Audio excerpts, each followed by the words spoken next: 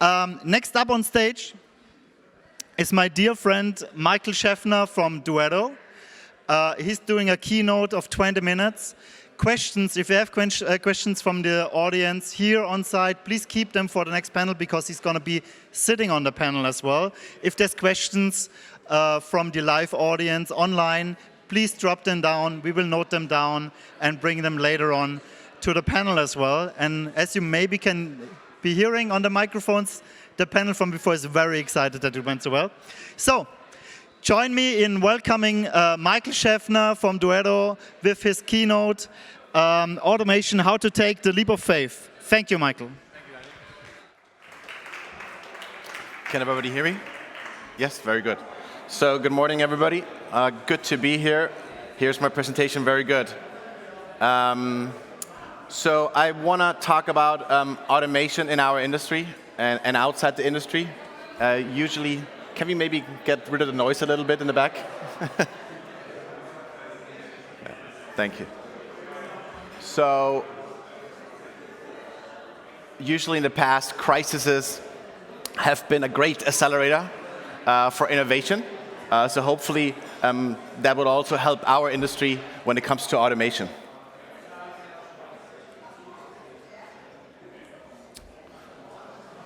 Daniel? I hope that my clicker will work, but it does not.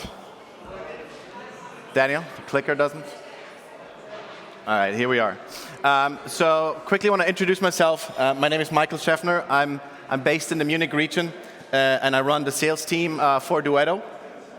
However, during the past 18 months, I've more felt like this, a father of 2 kids, working from home, having the risk, the fear, that 2 crazy ones can run into the room anytime and interrupt any meeting.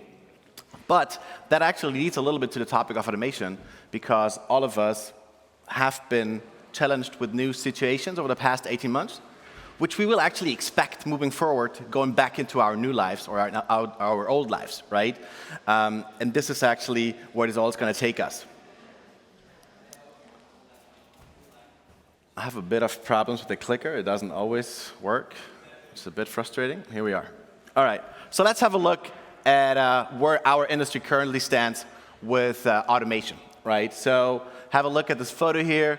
I'm over-exaggerating a little bit here, obviously, but this is, a check-in scenario, or it could be a checkout scenario, and this is how most of the check-ins and checkouts actually still look like in our world, right? Yes, there are concepts out there where we have more modernized approaches, but this is how it still looks very often. And that's just one of the examples. We can go into food and beverage, we can go into housekeeping, we can go into reservations department, where we still have a lot of manual processes. And we're probably one of the only industries out there where we actually queue up in line in order to pay for our product, right? And actually are willing to wait and then say, yes, I'm happy to pay a couple of hundred, even €1,000 to check out. But the good thing, actually, we're not the only industry, right? There's other industries out there where we do the same thing, right? So as an example, looking outside here at the grocery stores, where you see those big queues as well, but actually those industries are changing big time. So what developments are we seeing here?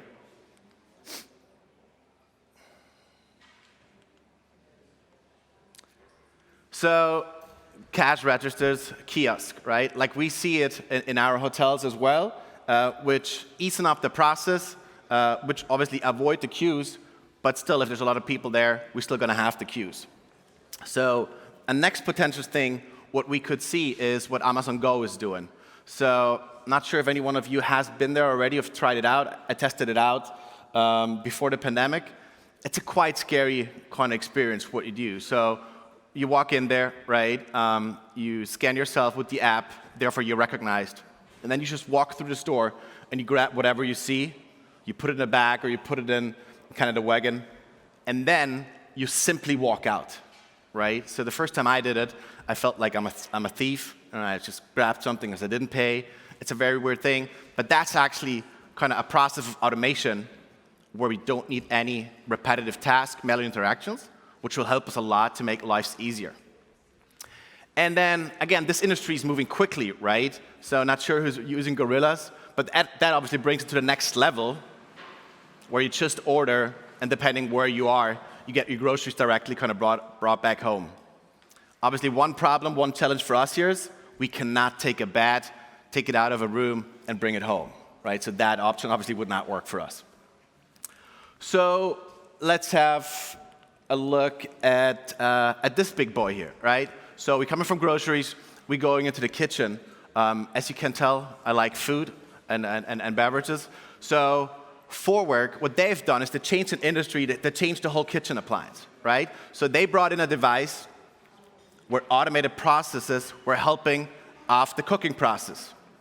And that actually is bringing it to what's called subscription, right? Where you take an automated process, which takes away manual processes, but in addition to that, it also allows to create actually new revenue streams, right? So actually what Forwork has done is they by now have around 600,000 subscribers for their monthly kind of recipes where it's been updated, and that actually generates 21 million in revenues for them on a recurring basis. So that's a great example where automation not just makes life easier, but actually all the companies are doing that to make more money at the end of the day. Another one who's doing that is Weber, right? Where they're taking the whole kind of barbecue experience from fire to gas to electric to apps, making sure there's nothing you have to do when you're gonna cook your food. You just put in the app, and then you get your perfectly cooked meat or fish or whatever you want. Again, coming back to the revenue stream. So what they've done here is they use that data, and maybe they're not using it right now, but essentially what's kind of scary is, right, that every time people use the app, use the automated kind of cooking process, they obviously track all of this data, right? And they can see when are people cooking a New York steak, when are they doing a salmon, and so on. And when you take it a little bit further and you go back to the grocery experience from gorillas, if those two are connected, right? If I know that Michael always is doing a salmon on a Friday evening, why don't get a pop-up message on my app from Gorilla saying, hey, in 2 hours you can have your fresh salmon because you know you're gonna cook tonight, right? So this is, again, where automation is not just done to make lives easier. Companies want to make more money with that, right? And then we have the obvious ones, how I call them, right? The ones we kind of use on a daily basis, but sometimes we even forget that they have not been around for that long, right? So Uber, everybody knows that, changed obviously the complete approach of how we kind of transport from A to B in a very automated process. And then Netflix, which is not a true automation, but again, it changed our habits, our expectations drastically over the past months. So for some of those who don't remember that there was TV before and you couldn't kind of always apply, I call you digital natives, and the rest who remembers that they had to kind of turn in at a certain time, I would consider us as the old folks here.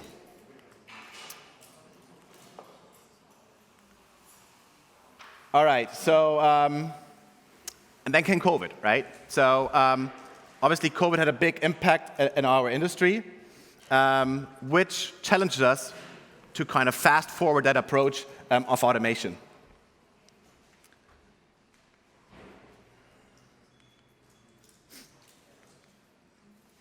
The panel was approached earlier a little bit.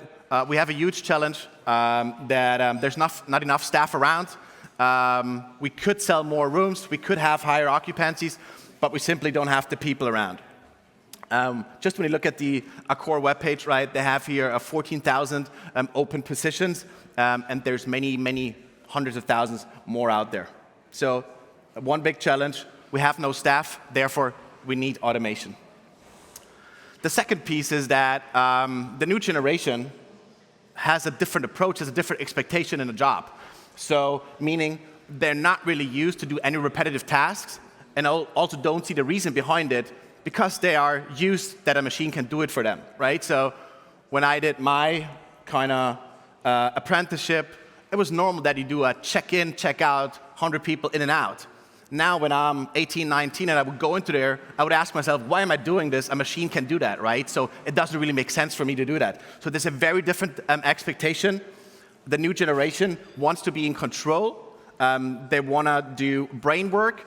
And again, ideally do it from the beach. And the new generation is also used to get everything in real time, right? And that could even be a boxer shorts subscription, which comes in every month, so you don't have to worry about that, right? And obviously, to all those challenges, the answer is hopefully automation, right? And as I said earlier, crises accelerate in those times when we look back. When innovation was done, it always came out of crises. And there's a couple of examples. Obviously, how we could do that in our industry. Face recognition is already in our daily lives, right? With the iPhone, with the tablets and so on, we have it everywhere. We see it at the airports. So hopefully that will be one area which will help us moving forward to ease up that process of checking in, checking out. Another area is obviously the robots, and I'm really happy to see one up here where we have at the entrance area, which we need, right, to come back to be able to fill our hotels with full occupancy, right? Let it be in the restaurant, let it be in housekeeping, let it be in reservations, whatever it is. But we need those automated processes to be able to cope with the demand, which is coming, right? When you look back, now already people have problems being able to commit 100% occupancy in their hotels. But just imagine what happens when the travel will come back next year, or even 2023, 2024. We will have way more demand, and I'm afraid, and I don't think that we will be able to challenge the staff problem we have in that very short time.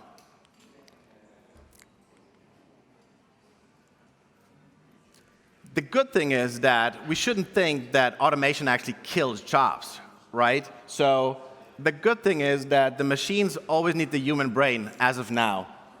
So that means all the automated processes only make sense when we have a strategy behind it, which until today is still given by us, and therefore our jobs will just change, and the automated process will help to make our lives easier.